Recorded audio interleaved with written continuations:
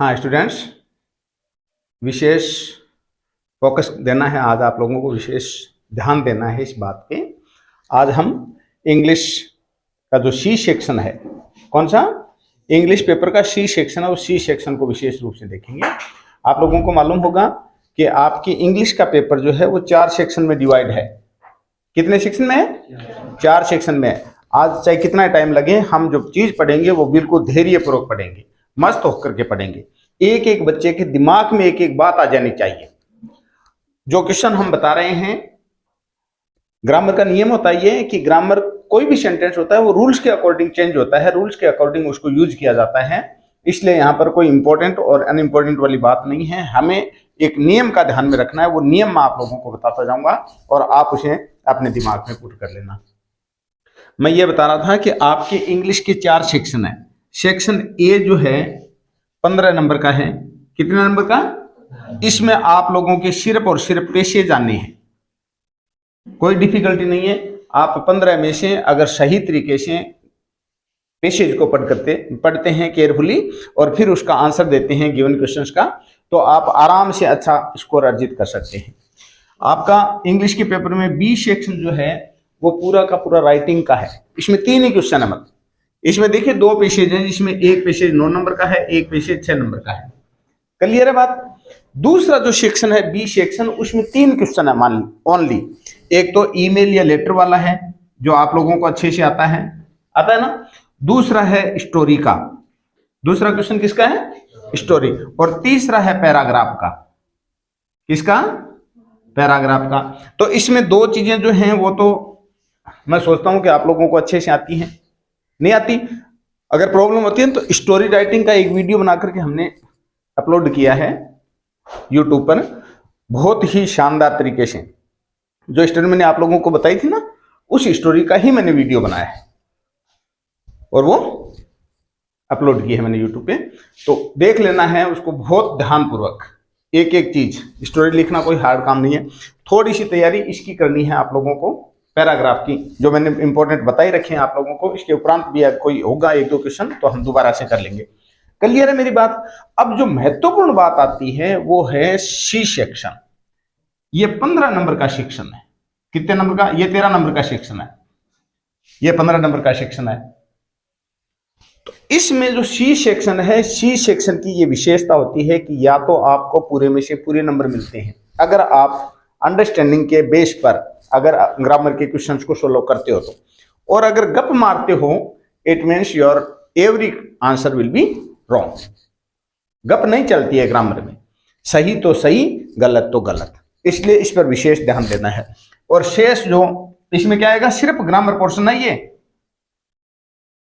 ये, और पूरे में से पूरे नंबर आने चाहिए। डी सेक्शन जो है वो आपकी दोनों बुक्स से रिलेटेड है। जो बाकी जो रिमाइनिंग स्कोर है, बचा हुआ स्कोर है, उस स्कोर पर डिपेंड है वो डी सेक्शन। तो करें क्वेश्चन। अब देखिए सी सेक्शन का पहला क्वेश्चन, एक एक नियम को ध्यान में रखना है, ठीक है? हाँ, पहला क्वेश्चन जो है छठा क्वेश्चन, नो सॉरी, कौन सा छठा क्वेश्चन, क्योंकि 2 सेक्शन हो गए ना। छठा क्वेश्चन सेक्शन सी का पहला क्वेश्चन टेंस से रिलेटेड है। 4 मार्क्स हैं। कितने? 4। बेकायदा इसमें A B C D 4 option मिलेंगे आप लोगों को, लेकिन मैंने यहाँ पर ऑप्शन नहीं लिखे हैं क्योंकि हम पूरी तरह से इस सेक्शन की तैयारी करना चाहते हैं। अब देखिए ध्यान रखना है बात को। Choose the correct form of the verb. जो वर्ब दे रखी है उस वर्ब की सही फॉर्म अपने को चूज करनी है। क्या है? सही फॉर्म अपने को चूज करनी है। 4 क्वेश्चन है। एक पहला क्वेश्चन देखिए क्या कहता है, a mother her children love. नियम ये कहता है कि अगर कोई यूनिवर्सल ट्रुथ है, क्या है? हाँ, शाश्वत सत्य, तो आप लोगों को वर्ब सिंगुलर फॉर्म के साथ, सब्जेक्ट की सिंगुलर फॉर्म के साथ आपको वर्ब के साथ एस इंक्लूड करना है, जोड़ना है। ये बात बार बार बताई हुई है मेरी। अगर कोई शाश्वत सत्य है, जैसे अर्थ मूव्स राउंड द सन, तो मूव के साथ क्या लगाया हमने? एस।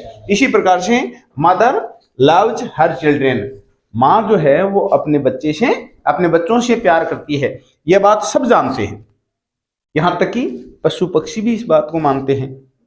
वो भी अपने बच्चों से प्यार करते हैं ना, तो ये क्या है, शाश्वत सत्य, यूनिवर्सल ट्रुथ। इसलिए हम इस लव का क्या करेंगे, लव्ड। याद रहेगी बात, लव्ड। सेंटेंस को थोड़ा से हिंदी ट्रांसलेट करने में आप लोगों को हो सकता है प्रॉब्लम हो, क्योंकि हम हिंदी भाषी लोग हैं और इंग्लिश का एक प्रकार से 10th क्लास के बच्चे की एक प्रकार से डर होता है, वो डर आप लोगों को निकाल देना है।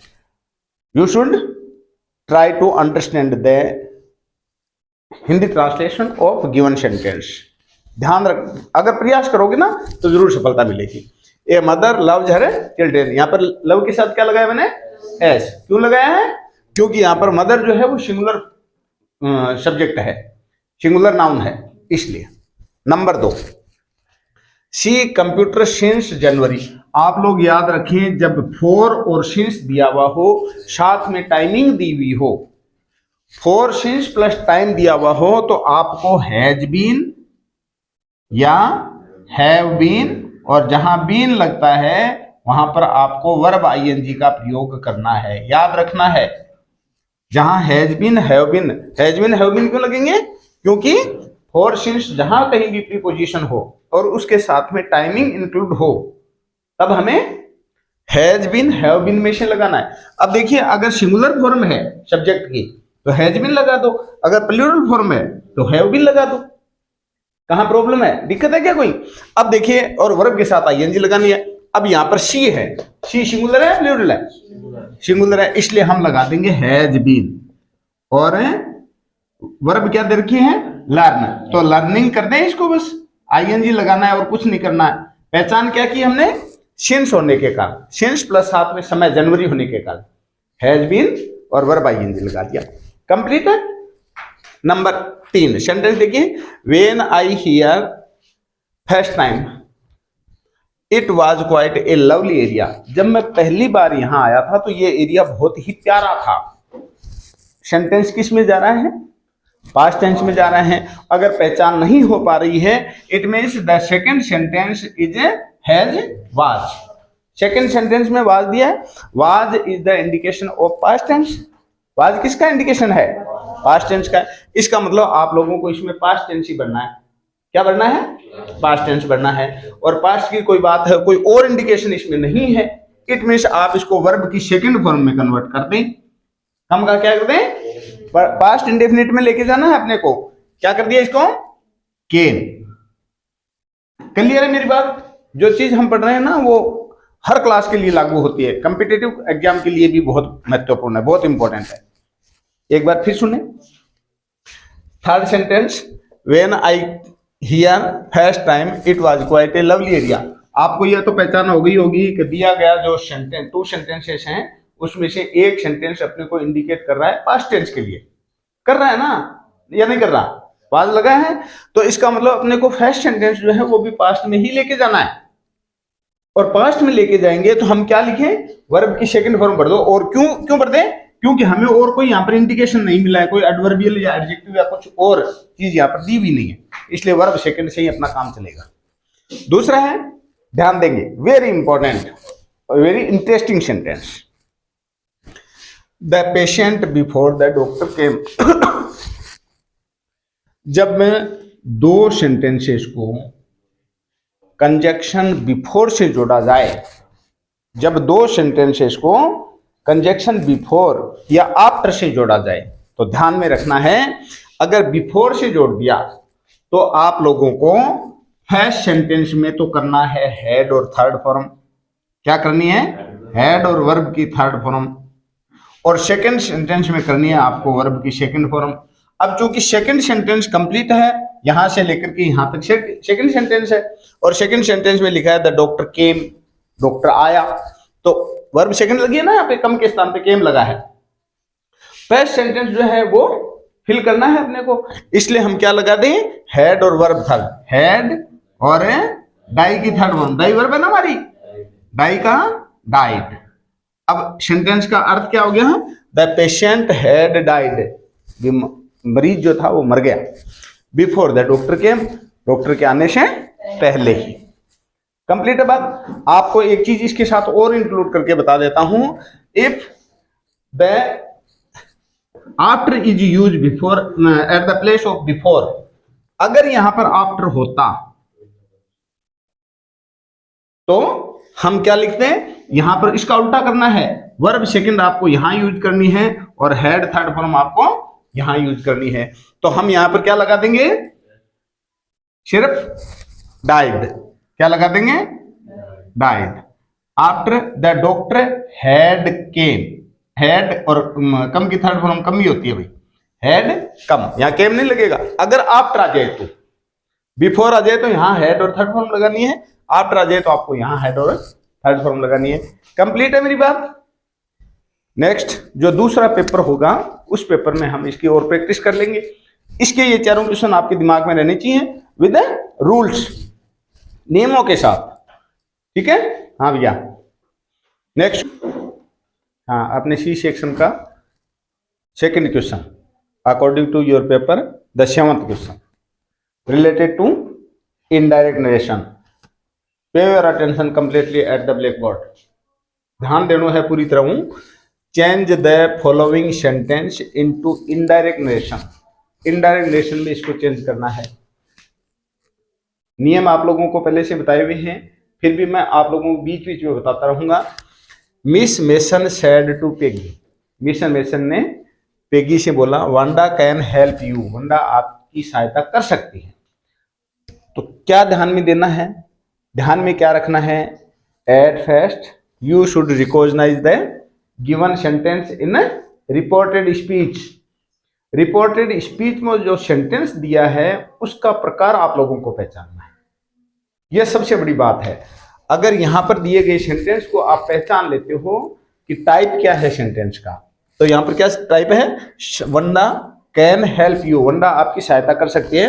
The given sentence is a simple sentence, कैसा है, अफर्मेटिव सेंटेंस है, नहीं है क्या। देखो कर्ता से शुरू हुआ है, कैन हेल्पिंग वर्ब लग गई मॉडल के रूप में, और हेल्प यू साधारण है। अब देखिए यहाँ पे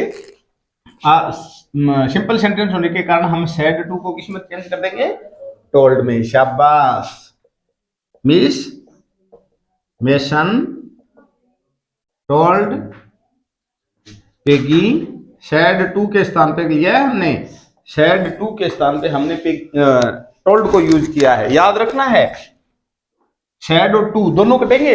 अगर सेड टू ना होकर के सिर्फ सेड ही होता और यहां पर अगर ऑब्जेक्ट नहीं होता तो हम सेड का सेड ही रखते। क्लियर है मेरी बात। तो यहां पर हमने सेड टू के स्थान पे किसका प्रयोग कर लिया, टोल्ड का। अब देखिए यहां पर सेंटेंस मैंने कहा था ना, रिकॉग्नाइजेशन होनी चाहिए, आप लोगों की पहचान होनी चाहिए कि यहां पर दिया गया सेंटेंस जो है वो सिंपल सेंटेंस है। इसलिए हम यहाँ पर कनेक्टिव के रूप में दैट को यूज करते हैं। क्या लगाते हैं, दैट, या दैट यूज कर लेंगे। अब आगे जो है उस सेंटेंस को, या ये पास्ट टेंस में है ना, इसलिए उसका भी अपने को हाँ टेंस चेंज करना होगा, प्रेजेंट को पास्ट में कन्वर्ट कर देंगे। वंडा कैन के पास्ट फॉर्म क्या होती है, कुड और हेल्प। अब यू शब्द किसके लिए है, ये आप लोगों को ध्यान में रखना है। यू जो है वो पेगी के लिए आया है। अब पेगी का पता नहीं चल रहा है कि वो लड़की है या लड़का है, लड़की है, इसलिए यहां पर जो प्रोनाउन की फॉर्म दे रखी है ना, तीसरी फॉर्म है, तो आपको पेगी की तीसरी फॉर्म लिखनी है। और पेगी की तीसरी फॉर्म क्या होगी, हाँ बस। और इन्वर्टेड कॉमास हटा देनी है, फुल स्टॉप लगा देना है। क्लियर है मेरी बात। सेकंड सेंटेंस किसी को नहीं समझ में आई तो बता दूं दोबारा, एक बार फिर देख लो। आपने जरूरी को नहीं वीडियो भाई अपन लाइक करे थे ना करे, आप टारगेट सिर्फ पढ़ानो है, पढ़नो है, समझ गए बात। जो अच्छा जो शॉर्ट वीडियो के माध्यम से अपना समय व्यतीत कर रहे हैं, अपने माँ बाप को धोखा दे रहे हैं, उन बच्चों की हम गारंटी नहीं लेते हैं। और जो हमारी इस टीचिंग को अच्छे से देख रहा है उस बच्चे के लिए तो किसी प्रकार की कोई प्रॉब्लम खड़ी नहीं होगी, ये मैं दावे के साथ कह सकता हूँ। बाकी मम्मी से मोबाइल ले लिया, पापा से मोबाइल ले लिया कि मम्मी मुझे पढ़ना है, मुझे टीचिंग का वीडियो देखना है, और वो बैठे बैठे रजाई का मायने और शॉर्ट वीडियो देख रही है, डांस का मजा ले रही है, भी बच्चा को इलाज आपने करना है ही कोई, माँ बाप के नहीं कोई तो आपने कन खटूंगा। क्लियर है कि मेरी बात। देखो आगे, हाँ मैं ये कह रहा हूँ सेड टू को हमने टोल्ड में बदला है। आगे सिंपल सेंटेंस है, उस कारण से हमने इन्वर्टेड कॉमाज को हटा दिया है, दैट लगा दिया है। आगे कैन प्रेजेंट में है, इसको हमने पास्ट में बदला है कुड, और उसके बाद यू जो है उस यू के स्थान पे हमें अकॉर्डिंग टू रिपोर्टिंग वर्ब के अनुसार पेगी को यहां पर पुट करना है। तो यहां पर यू की थर्ड फॉर्म है तो पेगी की थर्ड फॉर्म होगी हर। अगर लड़का है तो हिम, अगर लड़की है तो हर। क्लियर है बात। सेकंड सेंटेंस देखिए, the teacher said to Amisha, teacher ने अमीषा से कहा राइट ए स्टोरी, एक कहानी लिखो। The given sentence in reported speech is a imperative sentence. जो सेंटेंस किसी वर्ब की फर्स्ट फॉर्म से स्टार्ट हो जाए, प्लीज काइंडली से स्टार्ट हो जाए, डू नॉट से स्टार्ट हो जाए, लेट से स्टार्ट हो जाए, वो सेंटेंस इंपेरेटिव सेंटेंस होता है। डेफिनेशन मैंने बार बार आप लोगों को बता रखी है। क्या कौन सा सेंटेंस है? Imperative sentence. इसलिए इंपेरेटिव सेंटेंस होने के कारण हम यहाँ क्या करेंगे, आप लोगों को ये बात बताई हुई है कि अगर ऑर्डर है, यानी कौन रहा है, टीचर कह रहा है, तो टीचर हमेशा अपने स्टूडेंट को ऑर्डर ही देता है, आदेश ही तो देता है, रिक्वेस्ट थोड़ी करता है, नहीं करता ना। इसलिए हम यहाँ पर सेड टू को क्या कर देंगे, ऑर्डर। तो द टीचर ऑर्डर्ड अमीषा। अब यहां पर कनेक्टिव दैट नहीं लगना है आपकी बात। जब इंपेरेटिव सेंटेंस दिया हुआ हो तो टू कनेक्टिव लगाना चाहिए। टू कनेक्टिव लगा करके आगे पूरा सेंटेंस उतार दो, राइट ए स्टोरी। कोई प्रॉब्लम नहीं है। तो दोनों सेंटेंस को नोट करें अच्छे से। हाँ बच्चों, 8th question related to conjunction connectives, याद रहेगी बात। 8वां क्वेश्चन है जिसमें आपको 2 सेंटेंस दिए हुए मिलेंगे। उन दोनों सेंटेंसेस को जोड़ने के लिए, कंबाइन करने के लिए एक कंजक्शन दिया हुआ मिलेगा। उस कंजक्शन का उपयोग करके आप लोगों को 2 सेंटेंस को सिंगल सेंटेंस में कन्वर्ट करना है। साधारण सी बात है। तो पहला सेंटेंस है, देखिए, rewrite the sentence using connective. Connective का यूज करके सेंटेंस को रीराइट करना है, दोबारा से लिखना है। पहला सेंटेंस है, इट इज वेरी हैवी, ये बहुत भारी है। I can not lift it, मैं इसको उठा नहीं सकता। टू सेंटेंस को जोड़ना है। तो याद रखना है, टू से जोड़ने का एक ही नियम है, और वो नियम ये कहता है कि फर्स्ट सेंटेंस में आप लोगों को वेरी निश्चित रूप से मिलेगा। क्या मिलेगा? इसलिए वेरी के स्थान पे हम टू का प्रयोग करेंगे। ठीक है, कर दें यहां तक। It is too heavy. अब यहां पर आई कैन नॉट, इसके स्थान पर आपको फॉर मी, देखिए यहां पर प्रीपोजिशन लगानी है फॉर, और उसके बाद यहां जो प्रोनाउन दे रखा है उस प्रोनाउन की ऑब्जेक्टिव फॉर्म यूज करनी है। कौन सी फॉर्म यूज करनी है? ऑब्जेक्टिव, तीसरी फॉर्म। तो आई की तीसरी फॉर्म क्या होगी? मी, और आगे लगा दो टू, और आगे लगा दो कैन नॉट। इसको काट दिया हमने, आई के स्थान पे तो हमने मी ले लिया, और फिर ये इट शब्द जो है वो पहले आ गया है, आ गया ना, इट आ गया, या इट के स्थान पर कोई और भी चीज हो सकती है। जैसे the box is very heavy, संदूक बहुत भारी है। I can not lift it, मैं इसको उठा नहीं सकता। तो यहाँ पर इट जो शब्द है वो पहले शुरुआत में जो नाउन, या यहाँ पर नाउन नहीं दिया है, प्रोनाउन दे दी है, इट होगा। तो लास्ट वाला इट रिमूव कर देंगे, हम हटा देंगे, काट देंगे। एक बार फिर देखें, अगर टू से सेंटेंस को जोड़ना है तो फर्स्ट सेंटेंस में जो वेरी दिया है उस वेरी को हटा देंगे और उसके स्थान पे हम टू लगा देंगे। उसके बाद अगर सेम चीज दी हुई हो तब तो कोई दिक्कत नहीं होती, लेकिन सेम चीज नहीं आती है। यहाँ पर जो प्रोनाउन होता है फॉर प्रीपोजिशन लगा करके, और जो प्रोनाउन दे रखी है उसकी फर्स्ट फॉर्म से थर्ड फॉर्म लिखनी है। अगर वी होता तो अस कर देते, ही होता तो हिम कर देते, शी होता तो हर कर देते, आई दिया है तो मी कर देंगे, और यू होता तो यू का तीसरी फॉर्म भी यू ही होती है। और कैन नॉट को काट दिया, टू लगा करके लिफ्ट लिख दिया। क्लियर है बात। सेकंड सेंटेंस किससे जोड़ना है? बोथ एंड से। जब दो कर्ता भिन्न भिन्न हो तो आप एक के आगे बोथ लगा दे, दूसरे के आगे एंड लगा दे। इसमें क्या है? रानी है जे डॉग, कमला है जे डॉग।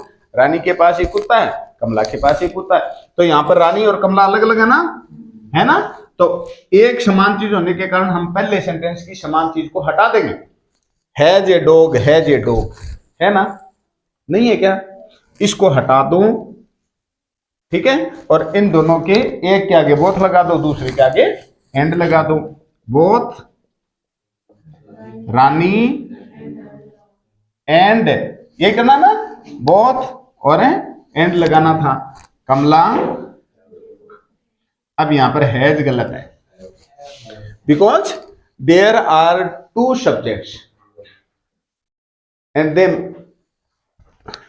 आर प्लूरल, बहुवचन हो गया ना, इसलिए बहुवचन होने के कारण हम यहां पर बहुवचन वर्ब लगाएंगे और हम यहां पर क्या लगेंगे, हैव ए डॉग नहीं लिखेंगे, आप हैव डॉग्स।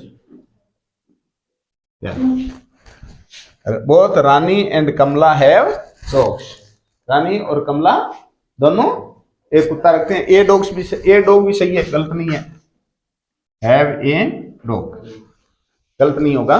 आप लोगों को सिर्फ ये चीज देखनी है कि समान क्या है और असमान क्या है। समान में से जो समान चीज है ना उसको हटा देंगे और असमान में एक के आगे बोथ और दूसरे के आगे एंड लगा देंगे, कोई दिक्कत नहीं है। This wire is very hard, ये तार बहुत कठोर है, बहुत मतलब कठोर है, हार्ड है। We can not make it straight, हम इसको सीधा नहीं कर सकते। The wire is very hard, wire जो है, तार जो है बहुत है कठोर है। We can not it straight, हम इसको सीधा नहीं कर सकते। सेंटेंस को जोड़ना है सो दैट। सेम टू वाला नियम आपको याद रखना है कि पहले सेंटेंस में आपको वेरी दिया हुआ मिलेगा, उस वेरी के स्थान पर आप सो लगा दें। This wire is so hard, अब यहां पर दैट लगा करके और दूसरे सेंटेंस को वैसे वैसे लिख दे, लेकिन इट को नहीं हटाएंगे, इट को नहीं लगाएंगे। We can not make straight, हम सीधा नहीं कर सकते। ओके, क्लियर है बात। एक बार फिर देखें, टू वाले नियम की तरह सो दैट में भी पहले सेंटेंस में आपको वेरी के स्थान पे सो लगाना है, और सो दैट वाले में, टू वाले में से देखिए हमने फॉर लगाया है, फिर प्रोनाउन की थर्ड फॉर्म लगाई है, कैन नॉट को हटाया है, फिर टू लगाया है। इसमें आपको सिर्फ दूसरे सेंटेंस से पहले दैट लगा देना है। The wire is so hard that we can not make straight, हम इसे सीधा नहीं कर सकते। अगर इट लगा भी दो ना तो भी कोई ज्यादा गलती नहीं होगी। नोट करें जल्दी से। हाँ, 9th क्वेश्चन, ग्रामर से रिलेटेड, आपके पेपर से रिलेटेड, निश्चित रूप से इनसे हट करके कोई सेंटेंस नहीं आएंगे। सेंटेंस चेंज हो सकता है, रिलेटिव प्रोनाउन चेंज नहीं होंगे, और जो नियम है, रूल है, उस रूल के अकॉर्डिंग अगर आप सीखते हो तो चाहे सेंटेंस कैसा भी हो आपका निश्चित रूप से सही जाएगा। कहाँ प्रॉब्लम है, देखिए क्वेश्चन क्या कहता है, join the following sentences using relative pronoun. Relative pronoun को यूज करते हुए सेंटेंस को ज्वाइन करना है, ठीक है, आपस में जोड़ना है। तो देखिए पहला सेंटेंस है, द ग्लास हैड डिजाइन्स, गिलास की डिजाइन थी, आकृतियां थी, कलाकृति करीबी थी। इट हैज ब्रोकन, वो टूट गया। क्या है, जिस गिलास पे आकृतियां बनी हुई थी, डिजाइन बनी हुई थी, वो टूट गया। विच से आप लोगों को जोड़ना है। तो पहले सेंटेंस में आप देखिए कोई न कोई चीज मिलेगी आपको, थिंग मिलेगी, उसके तुरंत बाद आप विच बैठा दो, और दूसरे सेंटेंस में आपको कहीं ना कहीं इट मिलेगा, उसको हटा दो। पहले सेंटेंस में क्या है, कोई न कोई चीज है, तो यहां पर क्या चीज है, इस गिलास के लिए ये विच शब्द आया है। तो पहले तो ये द ग्लास लिखो, द ग्लास विच, क्या लिख दिया, विच। अब दूसरे सेंटेंस की इस इट को काट दो और वो चीज लिख दो, the glass which has broken, had design, comma लगा करके हैड डिजाइन, क्लियर है क्या बात। एक बार फिर देखें, विच से अगर सेंटेंस को जोड़ना है तो विच किसी न किसी निर्जीव वस्तु के लिए आता है या किसी जानवर के लिए प्रयुक्त होता है। किसके लिए, निर्जीव चीज या जानवर के लिए।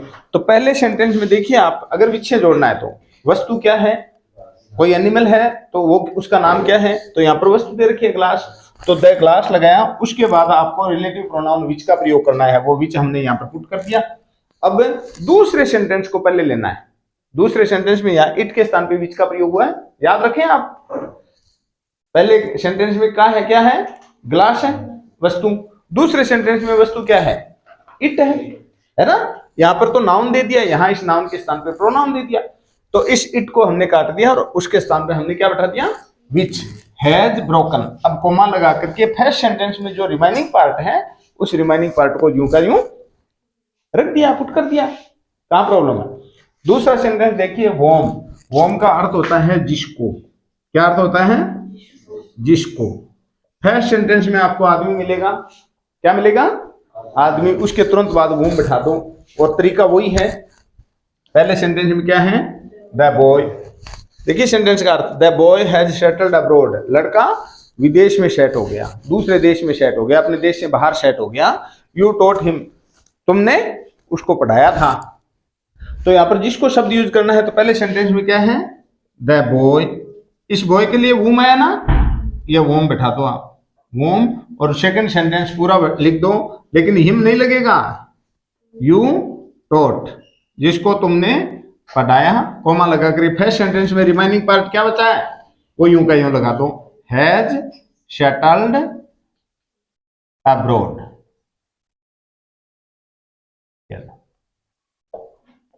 क्लियर है बात या नहीं। दोबारा देखिए, फर्स्ट सेंटेंस वोम से जोड़ना है सेंटेंस को, किससे, जिसका अर्थ होता है जिसको। फर्स्ट सेंटेंस में आपको आदमी मिलेगा, पर्सन मिलेगा, उस पर्सन के तुरंत बाद वो बैठा दें और पूरा का पूरा सेकंड सेंटेंस उतार दें। तो यहाँ पर है द बॉय के बाद मैंने वोम बैठा दिया। दूसरे सेंटेंस को मैंने पहले नोट किया है, यू टॉट। हिम नहीं आएगा, हिम के स्थान पर है, हिम प्रोनाउन यहाँ यूज नहीं होनी है। वो यू टॉट कोमा लगा करके पहले सेंटेंस में जो रिमाइनिंग पार्ट है उस रिमाइनिंग पार्ट को हमने यहाँ पर सेट कर दिया है। Okay, clear. हाँ, नेक्स्ट क्वेश्चन, पेपर का 10th question, section C, portion grammar. Clear है बात। एक एक अंक जो है, एक एक मार्क्स जो है, नंबर जो है, वो हमारे इज्जत को बढ़ा भी सकता है और कटने पर अपनी इज्जत कम भी कर सकता है। इसलिए ग्रामर पोर्शन को विशेष ध्यान से देखना चाहिए, क्योंकि ये हमें पूरे नंबर दे के जाता है। हाँ, तो क्वेश्चन क्या कह रहे हैं, ठीक है। वीडियो बड़ा बनता जा रहा है, जो देखे उसका भी भला, जो ना देखे उसका और भी ज्यादा भला। कोई फर्क नहीं पड़ता अपने से। अपना टारगेट यह होना चाहिए कि जो चीज अपने बच्चों को पढ़ाएं वो डीपली इतने अच्छे से पढ़ाएं कि बच्चे के दिमाग में वो चीज आए ना। हाँ, टारगेट ये होना चाहिए ना। अधूरो काम के काम गो। इसलिए देखो, change the following sentence into passive voice. The given sentence are in active voice and we are changing in passive voice. हम उसको पैसिव वॉइस में बदल रहे हैं, ध्यान रखना है। तो देखिए यहां पर 4 चीजें हैं, subject, helping verb, main verb और ये ऑब्जेक्ट। आप लोगों को नियम में बताया हुआ है कि ये 4 चीजें हैं, इसमें ऑब्जेक्ट को सबसे पहले लेके आना है। ई को हम यहां ले आए। ओके, क्लियर है, दिमाग में कोई दिक्कत नहीं है। अगर इज और आईएनजी दे रखा है तो उसको इज बीइंग, एम बीइंग या आर बीइंग में कन्वर्ट कर देना चाहिए। सी के साथ इज का प्रयोग हुआ है तो टी के साथ किसका होगा, आर का या एम का, इज का। शाबाश। इसलिए हम इसको क्या कहेंगे, इज बीइंग, इतना लगाएंगे, इज बीइंग। और हमेशा ध्यान रखना है पेशिव वॉइस में वर्ब की थर्ड फॉर्म का यूज करना है। इसलिए मैग की तीसरी फॉर्म क्या हो गई, मैड। और आगे क्या बचा है, बाई। और वर्ब जो सब्जेक्ट है उसकी तीसरी फॉर्म यूज करनी है, लेकिन उससे पहले आपको नाउ लगा देना चाहिए और यहाँ पर बाई लगा करके। और शी की थर्ड फॉर्म क्या होती है, हर। ठीक है, लाल पेन से शायद आप लोगों को दिख नहीं रहा है, मैं कंप्लीटली दोबारा लिख देता हूं, दोबारा समझा देता हूं, ध्यान रखेंगे। क्या है, दोबारा देखिए, 4 चीज, 1, 2, 3 और 4। चौथी चीज को सबसे पहले लेके आना है टी। अब अगर इज और आईएनजी दे रखा है तो उसको किस में बदलना है, इज बीइंग में बदलना है। तो इज बीइंग लगा दें। मैन वर्ब क्या है, मैक, और मैक की थर्ड फॉर्म क्या होती है, मैड। क्या होती है, मैड। और उसके बाद जो रिमाइनिंग पार्ट है उस पार्ट को लगा दिया हमने नाउ, और आगे लगाए बाई, और बाई लगा करके जो सब्जेक्ट था उस सब्जेक्ट को हम ऑब्जेक्टिव फॉर्म के रूप में यहां लिख देंगे। हाँ, क्लियर। सेकंड सेंटेंस देखिए, you must write a letter, तुम्हें एक पत्र लिखना चाहिए। You must write a letter. तो क्या करें, चार चीज, 1 2 3 और ये 4। A is article for a letter. ये जो है वो लेटर के लिए आर्टिकल है, इसलिए इनको हम सेपरेट नहीं कर सकते, अलग अलग नहीं कर सकते। चार चीजें हैं, जिसको नहीं समझ में आया एक बार फिर देख लें। ए लेटर को आप यहां यूज करें, यू की तीसरी फॉर्म के रूप में आप यहां यूज करें। अगर कोई मॉडल दे रखा है तो उस मॉडल के साथ बी लगा करके यहां यूज करें, और इसकी तीसरी फॉर्म यूज करें। क्या किया आपने, लेटर को सबसे पहले लेके आए, ए लेटर। मस्ट के साथ क्या लगाना है, मस्ट बी, शाबाश। उसके बाद राइट की तीसरी फॉर्म रिटर्न। उसके बाद बाई लगाना है, और यू को यहां तीसरी फॉर्म के रूप में भेजना है। तो यू की तीनों फॉर्म एक जैसी होती हैं, सॉरी पहली और तीसरी एक जैसी होती हैं, यू योर यू। तो यहाँ यू फर्स्ट फॉर्म के रूप में है, यहाँ यू ऑब्जेक्टिव फॉर्म के रूप में है। क्लियर है मेरी बात, ओके, शाबाश। अब या ध्यान दे। हाँ students, last and final question, 11th question एक बार हम ड्रॉप करते हैं, हम इसको शामिल नहीं करेंगे, समझ गए, क्योंकि एक तो थोड़ा सा स्वास्थ्य भी सही नहीं है और दूसरा वीडियो भी थोड़ा सा लेंथी बन रहा है। तो सभी स्टूडेंट्स जो हमारी वीडियो को देख रहे हैं, हमारी ऑनलाइन क्लास ले रहे हैं, उनसे मेरी उनको यही कहना है कि अगर टीचिंग आपको वास्तव में अच्छी लगी है तो चैनल को सब्सक्राइब कर लेना, ताकि हमें भी मोटिवेशन मिले।